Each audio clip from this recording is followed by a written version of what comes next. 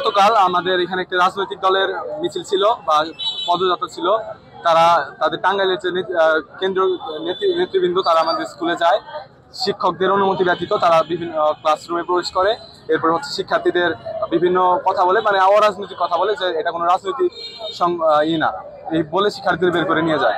শিক্ষকরা যখন তাদের বাধা দেয়, তারা ওই নেতৃবৃন্দ তারা হচ্ছে শিক্ষকদের সাথে তর্কাতর্কিতে লিপ্ত হয়। আচ্ছা, কেন শিক্ষার্থীদের, ষষ্ঠ থেকে দশম শ্রেণীর শিক্ষার্থীদের কেন রাজনৈতিক মিছিলে যাওয়ার জন্য উস্কানি দেওয়া হয়েছিল? কিন্তু তারা এনসিপির নাম বলে ছাত্রদের বের করে নিয়ে আসছে।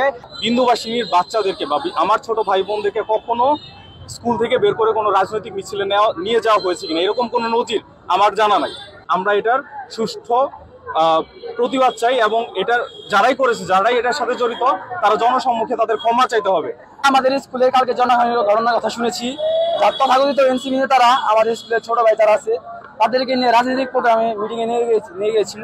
বিন্দুবাসিনী একটি বিপ্লবী শিক্ষা প্রতিষ্ঠান, এখান থেকে বহু রাজনীতিবিদ এসেছে, কিন্তু কোনো রাজনীতিবিদ বিন্দুবাসিনী ছাত্র নিয়ে রাজনীতি করতে পারে নাই। একটি গণতান্ত্রিক রাষ্ট্রে, স্বাধীন রাষ্ট্রে কোন স্কুলের কোনো বাচ্চাদের কোনো দলীয় প্রোগ্রামে, এটা কোনো রাষ্ট্রীয় প্রোগ্রাম ছিল না, এটা একটা দলীয় প্রোগ্রাম ছিল, একটি দলের নিজস্ব প্রোগ্রাম। সেখানে তারা জোর করে স্কুলের টিচারদের অবমাননা করে তারা আমাদের স্টুডেন্টদের বের করে নিয়ে গেছে। আজকে আমরা বিন্দুবাসিনীর পক্ষ থেকে একটি কথা বলতে চাই, আপনারা সাবধান হয়ে যান, রাজনীতি করেন গণতান্ত্রিক ধারায়।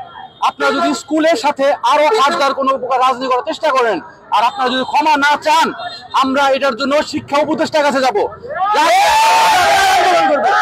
বাংলাদেশে বিন্দুবাসিনী স্কুল, টাঙ্গাইল জেলা বিন্দুবাসিনী স্কুলের এক্স স্টুডেন্ট, বর্তমান স্টুডেন্ট, গার্জেন সবাই রাস্তায় চলে আসবো আমরা। কেন, কোন যুক্তিতে আমাদের বাচ্চাদের, স্কুলের বাচ্চাদের আপনারা মিছিলে নিয়ে গেছেন? আর নেতৃত্বে যে ছিল, যে এনসিপির নেতা, তার নাম পরিচয় সহ এনসিপি দল থেকে তাকে কি পদক্ষেপ নেবে সেটা আমরা জানতে চাই।